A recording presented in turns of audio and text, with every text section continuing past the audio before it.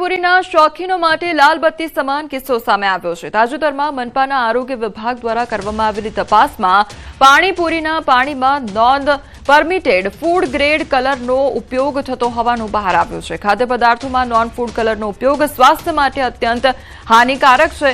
આવા ભેળસેળિયા રંગોના સેવનથી જ ચામડીના રોગો અને પેટમાં ભારેપણું લાગવા જેવી સમસ્યાઓ ઉદ્ભવતી હોય છે।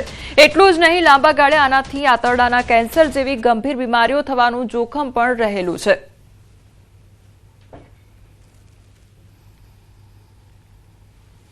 સ્કિન ઇરિટેશન, કેન્સર અને બ્લોટિંગ સિવાય બી ઘણા બધી નાની બીમારીઓ છે જે નોન ફૂડ કલર્સના કારણે તમારા શરીરમાં થઈ શકે છે। તો બને ત્યાં સુધી સ્ટ્રીટ